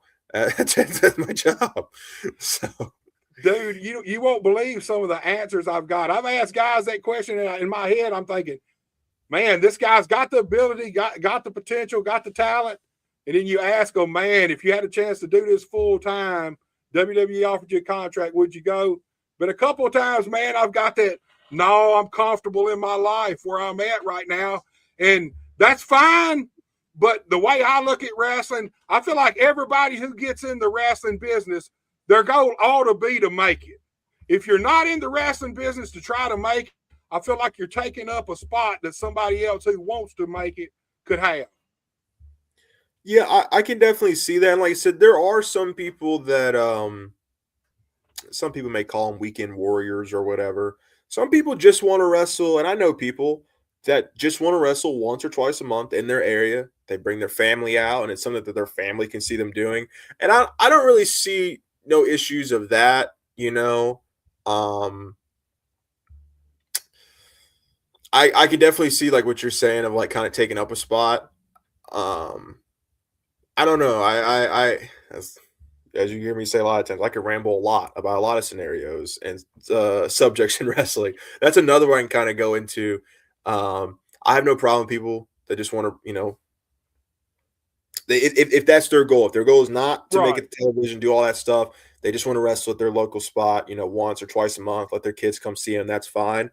But then I do think like I don't even know where to really go with this. Kind of like you said, there is like that part where you're kind of taking a spot from people that really do want to do this and are sacrificing a lot. Because as we alluded to earlier, wrestling hurts. Things suck. Like that stuff me and Marco was doing probably took years off my life of trying to do all those crazy bumps and crazy moves. So I don't know. But to answer your question, yes, I would take a full-time contract anywhere. So you just said it. It's rough, man. Could take years off your life. So let's fast forward to Tim Bosby is 50 years old. Now you're all crippled up. And now Dad has reversed his thought. Now he's sitting there now telling you, see, I told you when you was a teenager, you shouldn't have done this. Look at you now. Let's talk about that, man. Here's the thing. When you get into pro wrestling, I feel like you know and you commit that your body's going to take a beating because there's no way around it. It ain't like MMA. It ain't like boxing. It ain't like these other things where you might go out there and knock somebody out or tap them out and never get hurt. Your body's taking abuse in pro wrestling. That's what it's about. So let's talk about that for a second. So that's something that's kind of like a mindset I already had going in. That's something my wrestling coach, my freshman year, my first day of practice, he said, guys, I want you to know how you're feeling right now on this day. He really was saying this to the new people like me on that day, but he was like, how you're feeling right now, this is the most healthy you'll ever be in your life again. You will never be this healthy ever again because once you start this, your body level at 100% is going to drop from 99, 98, 97 because you are tumbling, you are rolling, you're getting thrown around, you're getting hit in the face. So, and I could already tell by the end of my freshman season, I was in a lot of pain. And then like your body kind of comes back up a little bit and then you go into another season and then it falls back down. Then you get a little bit of break and you got to go into another season and your body falls back down. And I kind of went into pro wrestling with that like my first day of training is the healthiest I'll ever be, which is already at a deteriorated level because of what I did in amateur wrestling, because all you're doing is just putting wear and tear on your body. And everyone knows that. Everyone, you know, if we're really being honest, every wrestler in the world is an idiot, me included, because why do we do this thing where we willingly throw each other down and most of us wear underwear and put baby oil on and like, you know, if you really break wrestling down, it's such an interesting, odd thing, but it's awesome. It's an art form. So like you do it for the moments with the crowd. You do it just to create moments that people will remember forever. So, you know, 50-year-old me, you know, we'll see. I'll tell you what, in these last 6-8 months, I have been like stretching. I've been doing DDP yoga. I'm big into DDP yoga now. I'm one of those guys. I try and keep my body up par, but I know just like everybody's, you start at this level in the very beginning, it never gets back up above this level. No matter what, it's just going to keep wear and tear. So, you know, if by the time I'm 50, if the earth is still going, you know, hopefully I figured out something. You know, if I'm a commentator, you know, I don't know. What I got out of that was Justin KC. He's doing DDP yoga. You had some videos out. He could be doing Justin Case yoga, man. I know. We might. Hey, the taping. Super Bout 5 is this weekend. Maybe me and Justin Case film some yoga video. Maybe we make yoga content. So, man, I have told him for probably 3 years, I'm dying to see these videos. He keeps talking about them, but I really want to see some of the vignettes, man. I think they'd be gold. They'd be hilarious. Could you see Justin Case dressed like Slim Goodbody? I can I can see Just in Case doing anything. I think he's extremely funny. Um, he's one of the few people at the shows like I talk to and laugh with. Um, I've been in the car ride with him one time for a show, and that was awesome. That was a very fun trip. I think what they just did at the Grizzlies game not too long ago, I don't know if you saw it, they poured like God, nachos, man. like his face. I was telling him at the taping, I was like, it was so funny. He's just like, why did he do that? His face is so good. Like Yeah, he's wearing he didn't he's, feel like Just in Case there. He felt like a no. real guy in the stands watching the game, and this happened. I felt the same way. Matter of fact, when I first seen it, I had to watch it a few times to make sure it was really him and not just somebody who kind of looked like him. It was great, man. I loved it, dude. Yeah, for a second I was like, is that really him? Because you never see him without a hat. And he didn't have a hat on. So I was like, no, it's not him. But that was very funny. And then, like I said, he's wearing like a small jersey. It's like so tight, like we were talking about at the taping. That's all they had for him. But yeah, no, he's great. Like I said, one of the few people I talked to and actually liked there. And I think we should get on this yoga thing. We should definitely get on this yoga. I do too, man. Look, I said a while ago I only had one question, but I got one more. Oh, I can talk all night, dude. What's up? With your wrestling background, have you ever thought about doing MMA? No, buddy. No, sirree. MMA, no. There's too many things that can happen. I'm a big fan of MMA, and I had a few buddies that were on my wrestling team that when graduated, they went and did it. I went and watched some of their stuff and whatnot, but there's too much that can happen. Like I just specialize in wrestling, like grappling. Right. Well, I'm shooting for a takedown. I can get caught with a knee to the face. I can get caught with an uppercut. You can get caught into like a choke. Because in wrestling, you learn holds, but they're not submission holds. You just kind of learn how to grab somebody and get them to the ground and put them on their back. But that can be like a detriment because you get somebody on the ground, you put them on their back, and this guy knows jiu-jitsu, and now you're in a triangle choke or you're in an ogoplata. And like, I'm a big fan of MMA. I watch it. I love MMA. But no, never. Not happening. There's too much. I love it too, man. And here's the thing. Back when UFC first showed up back in the early 90s, it was different disciplines. Now all these young MMA guys, they train every discipline pretty much. So I mean, these guys are off the charts. They can do it all. Grappling, jiu-jitsu, striking, Muay Thai. They can kind of do it all. There is no, I don't think a guy who had one single outlet like you talking about, just wrestling, man, maybe in 1995 you might could have done something with that. But I feel like your chances nowadays are so far down because all these guys can do everything now. Yeah, you have to be kind of skilled in the different areas because, like I said, you'd be the greatest wrestler, like Bo Nickel, Penn State champion, UFC. He was doing good for a little bit. Now he's kind of getting pieced up because these guys, they know what he's going to do. They know the wrestler is going to try and wrestle. So then as soon as he tapes to the ground, he gets put in some type of submission or gets caught with an elbow, gets caught with a knee. I think it's great. I love it. I think it's more entertaining than boxing. I hate boxing just because there's only one thing that can happen. They're just standing there punching each other, then they're clinching. But MMA, there's so much that can happen, and that is why I will never do it because there's just so much wrong that can happen.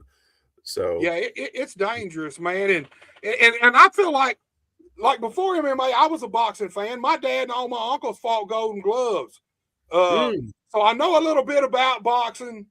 But I feel like the biggest problem with boxing is there's no Mike Tysons, there's no Lennox Lewis's, there's no Evander Holyfields. You got Tyson Fury, you got a few other guys, but there's nobody that in the boxing realm that just reaches out and grabs you. That's why Jake Paul, his fights draw so good. I mean, honestly. I mean, when you think about it, he's the biggest draw in boxing. Yeah, which I don't know. I think that kind of shows you how piss poor it's gone down the drain if he's the biggest draw. But like, I've never thought boxing. My dad loves boxing as well. I've never thought it was entertaining because it's literally just two guys just doing this. You're waiting to see something happen, and then if they start getting hurt, they'll do a little clinch and they'll sit there for 60 seconds. But like I said, Jake Paul, and all he does is just what we do. He just talks people to the building.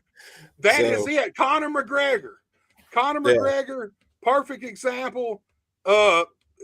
In MMA, but basically built his whole thing off of pro wrestling, pretty much. The attitude, the talking trash, the craziness, the brashness. I mean, but that's what people want to see. Here's the thing. It's kind of like Bosby as the heel. I feel like Bosby as the heel is going to draw better than Bosby the babyface. That's my personal opinion. That I would agree with that too. I don't like. I'll do it. I'll do whatever is said, but I don't like it as a face. I don't think that's where my best work comes from. I feel more comfortable, being a dickhead and just doing all this stuff. So I definitely agree too. Especially too now, me getting more comfortable on the mic with the verbal skills.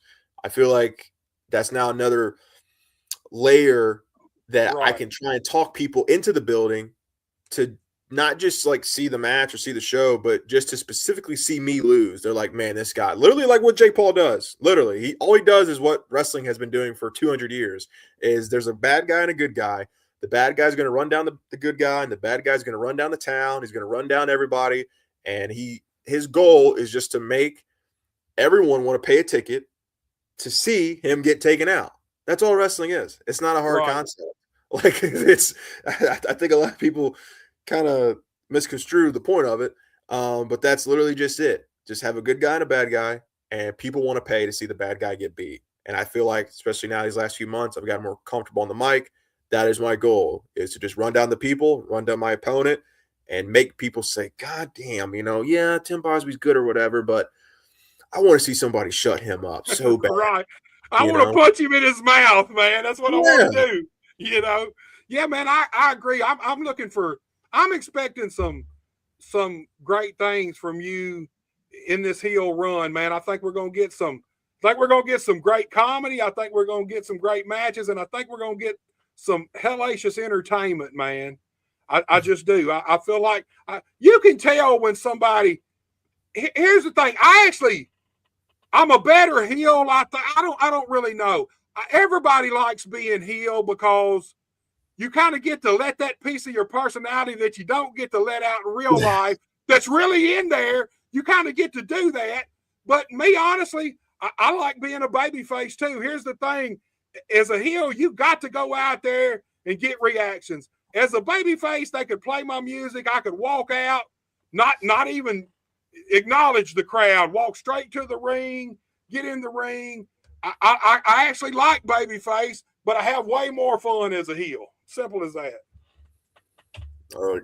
I've been saying this whole time. I wholeheartedly agree. I just think it's more fun, and like I said, I just think from a quality standpoint, I think match structures are easier and are better for me. Like I said, because a thing that I think is a lost art is when it's time to get beat up, it's time to get beat up. It's the floor is lava, bumping feeds and making the good guys' moves look more incredible than what they really are, and just like the Marco series matches. I kind of wrestled. It was like a face versus face type feud, but I kind of lean more heel in those matches. And one of my favorite things to do is take his drop kick. And when I take his drop kick, I take a big bump and I push myself off the mat. I'm like, oh god damn! And it gets a big reaction because it's such an over exaggeration. It's like, oh shit, Marco just kicked his head off. Adding. I feel like as a heel, I get to add more spunk and more movement to the moves and sell them. Whereas a face, if I did that, they'd be like, oh damn. I don't know. That's just a little thing. But yeah, I just think what we got coming up, Super Bout 5, me and Mike Anthony, which will be, as always, an intense, hard-hitting match. And I think it's a different dynamic. The 2 times we worked on the Memphis program, it was a face versus face match, but now we have this dynamic, and I'm very excited for it. Mike's a talented guy, man. He's one of these veterans from around this area. Hell, I want to say Mike's probably been, I would say, over 20 years. I don't want to age him too much, but if I'm remembering right, I think Mike Anthony probably broke in mid 2000s, maybe. I may be wrong about that. He's another guy too. Mike was my second ever match, and we wrestled in Arkansas, and that was a lot of fun.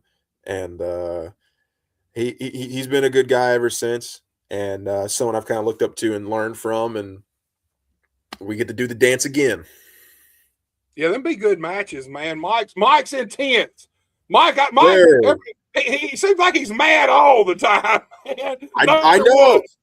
I'll tell you this. I keep rambling. I see we're about to hit 2 hours here, but when I first started, I was coming to the trainings, and then when I was coming to the shows, I would not talk to Mike. I would be so intimidated because it seems like he's always on. I guess it's kind of how he is, but I was so intimidated. And then when Dustin was like, all right, because I did my first match with Zay, and then he was like, all right, you're gonna wrestle Mike. And I was like, oh no, do I have to? Can we do something else?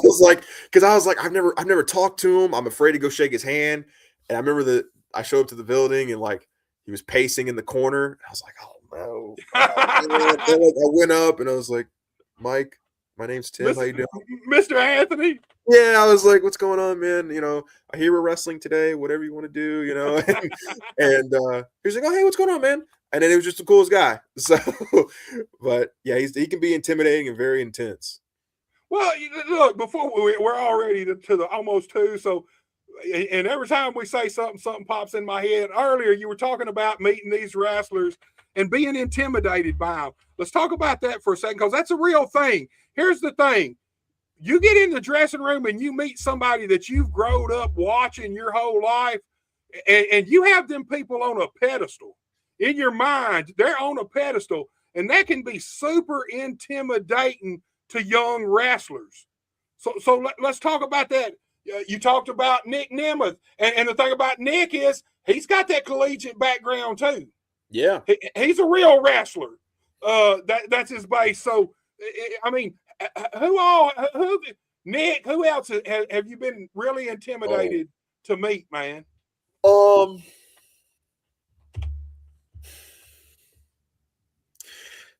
I could tell one story, but I'll tell that one off air. I can't tell one on air about one guy.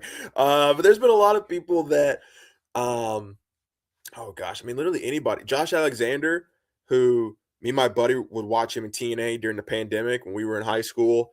And then not only was he coming to Memphis, but I got to wrestle him. Me and Aaron Roberts wrestled him in Triple Threat. That was another one where I kind of went up and I was just like, Mr. Alexander, Tim, how you doing? But he was another one. Cool. I'm trying to think. Timothy Thatcher. That was another one I was super, because Thatcher, I've been watching Thatcher for a long time. And I was very nervous because Timothy Thatcher, he has that mean mug. He's got a tooth missing. He's always working as a heel. So he's always just beating the hell out of people. And now when I was extremely nervous, I was extremely, extremely nervous, but he is the nicest guy. I'm killing his whole bit, but he's the nicest guy. Nicest guy. He was sitting in the corner menacing, and I was like, oh, fuck. All right. I'm just going to walk up and say hello. And I was like, Mr. Thatcher, I hear we're working today. Just whatever you want to do, I can do for you. And he's like, oh, what's going on, lad? And he double shakes my hand and gives me a hug. And he's like, whatever you want. And just so nice. I haven't really had a moment where, sometimes people say never meet your heroes. I've never really had a moment where anybody's kind of been like a dick or anybody's been mean or anything that I liked. I've seen people, quote unquote, legends that I've been like, that's why I was never a fan of them. But yeah, they're out there, man. It happens, dude. Yeah, and I'll tell you a story when we're off air about one of them. But oh no, stop right there. Look, I'm gonna hold you to something right now. If you ever tell the story that you just said you wouldn't tell on air, if you ever tell it on air, I got first dibs. I want to hear the story live, man. I want everybody to hear it. So you can't tell it to nobody else on air, nowhere, unless you give it to me, dude. Well, yeah, some people know the story, but but yeah, no, I never really had anybody that's just been a dick or anything. Everyone that I've liked and I've grown up watching and love has been nice and respectful, and like I said, they're definitely out there. But yeah, I'm always intimidated. It's kind of gotten better, but I don't know. There's still that nervous factor because you never know. Like I said at the very beginning, wrestling is weird and sucks in ways of you can get heat for anything, like the most littlest things. So you can get heat for like how you shake a guy's hand. Was your grip strong enough? You know, like it's the weirdest thing. But I've never had any bad interactions with people that I like. So that's something else, man. We might be on here till tomorrow morning. I know. That's something else. We mentioned it earlier. When you first broke in the wrestling business, there's all these unwritten rules and little caveats and all these little fucking things that they expect you to know, but you don't know because you're just getting in the business. Have you run into any of that, man?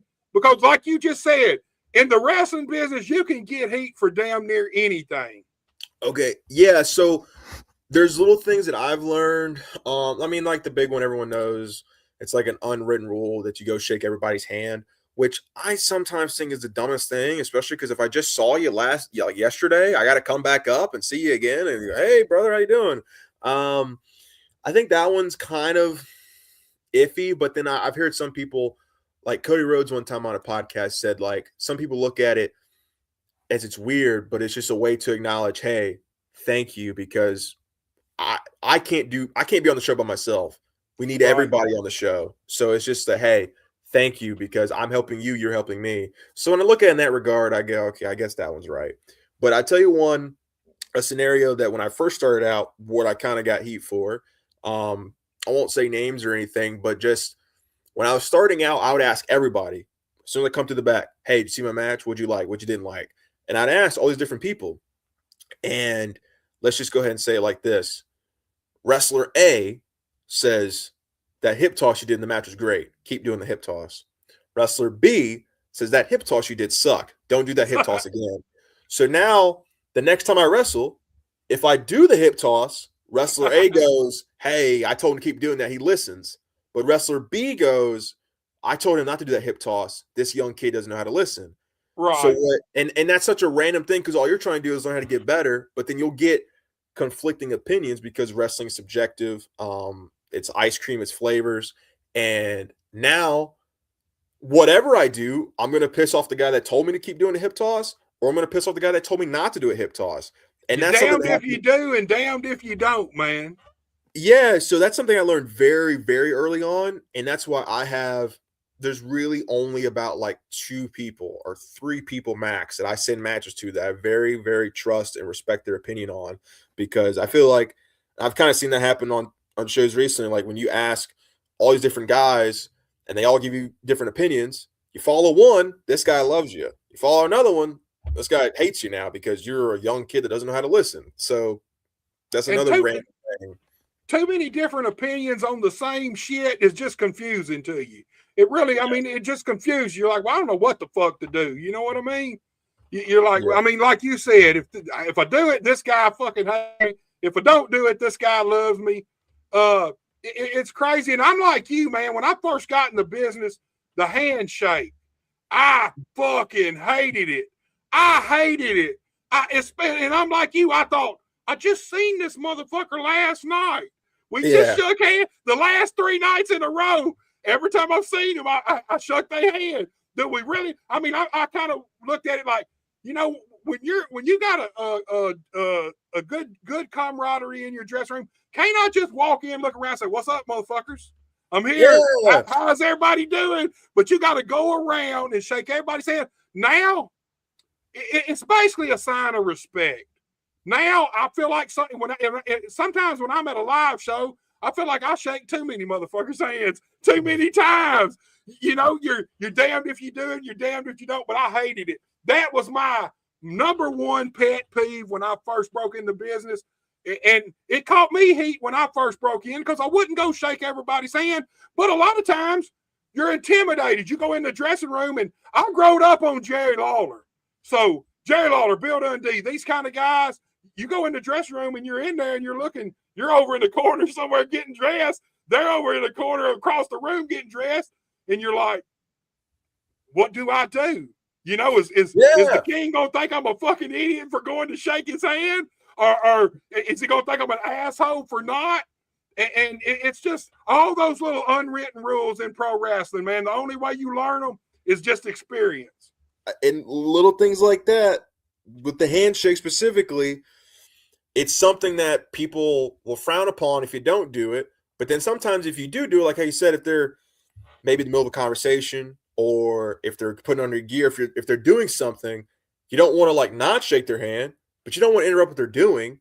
But then like you can go shake their hand, and you know when you walk away, they go, "Did that kid not see me getting dressed? Did that kid not see me having a conversation? Who does he think he is?" And it's like, bro, do you want me to shake your hand or not? Are we going to make a big deal out of this or what? Like, man, wrestling can be so weird when it comes to little things like that. If you walk up on somebody having a conversation and you don't really know them well enough to just break it, both of them or however many just kind of break in the conversation, you're sitting there like waiting for a break in the conversation to kind of introduce yourself. And some old veterans will just keep talking just to fuck with you. See how long that you'll stand there. You're there 5 fucking minutes just right in the middle of their conversation, man. And then you start feeling like, well, shit, maybe they don't want me. Maybe they want me to fucking get the fuck out of here, man. Nobody wants to shake my hand.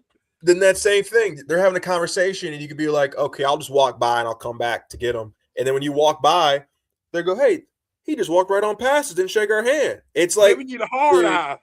Man, wrestling sucks in that regard sometimes. But yeah. Dude, that's part of it. The politics, always been there, always will be. There ain't no use trying to fight it. What I tell young guys, play on the field your own. You look, learn the rules and learn how to be the best at playing the game. You're not going to change it. That's the thing. A lot of young guys think they're going to come in. You might can change how we see wrestling matches out in the ring, but you're never going to change the behind the stage politics and the things that you're supposed to do. That's just part of it. Whether you love them or you hate them, they're never going to change. You might as well just learn what they are, learn what to do, what not to do, and then play the game on the field your own. Learn your field and play it on it. That's a pretty good way of looking at it. Tim, man, we are at 1 hour and 57 minutes, man. Look, dude, I've had a blast talking to you. I appreciate you so much for coming on. I knew this was going to be a good podcast, and I think better than I even anticipated, dude. Yeah, like I said, I was really looking forward to this one. And we just got to have a conversation. I wasn't going to come on here and be a big character. I'm just me. I'm just myself. So if you like me, that's great. If you don't like me, that's even, that's great too. I'm just going to keep being me. So I think this is a great chat, great conversation. And I'd like to come on next time and talk about my hot takes, I guess, of the old Memphis wrestling. So, dude, we got to going and I forgot all about that. Yes, dude. Look, man, I'll get you back on in a few months, and now we know everything about you. We've learned about you. Next time we can just talk straight wrestling. Yeah, I'll really ramble. Hey, dude, I'm up for it, man. I've had a blast, dude. I promise you, I've had a blast. I think you got a bright fucking future in the wrestling business. Honestly, I feel like I'm going to see you on national TV someday, man. It'd be nice. Tim, man, you have a great night, my friend. All right. Thank you for having me. Like I said, Super Bowl 5 this weekend, January 18th, Tim Bosby, Mike Anthony. And we're going to do the damn thing. So thank you for having me. Take it easy, dude. All right, guys, you seen it right there, man. I don't know what the hell's going on with my shit. It looks like it's backwards. Hold on before I let y'all out of here. Let me go over here and see what I got going, man. Why is my shit reversed? There it is. It is. Hell, I don't even know. I ain't even going to fool with it. Look, guys, I appreciate everybody who tuned in. I appreciate Tim Bosby for coming here, giving us his time, learning about the dude, man. You're going to see that dude on national TV somewhere in the near future. Keep your eyes out. Until I see y'all guys next time. Hey, don't forget the Dirty Dozens, Sunday, January 25th, 8 p.m. Big Ace versus Chris Lex, and Garth Mahoney taking on Justin Klein. One of those two guys are going to go into the finals. Do not miss. When you hear that Buster H.R. Oh,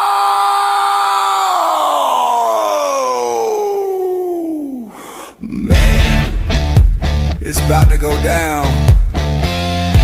You feel the tension in the air. Wrestling fans all over the world, get ready for this right here.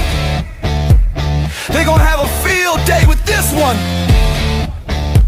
You're about to witness Buster Unmasked.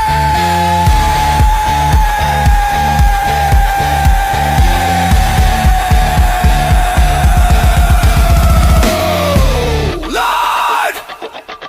Oh, Lord! There's no telling what Buster's gonna say today. We just getting started. Just getting started. Welcome to Buster Unmasked.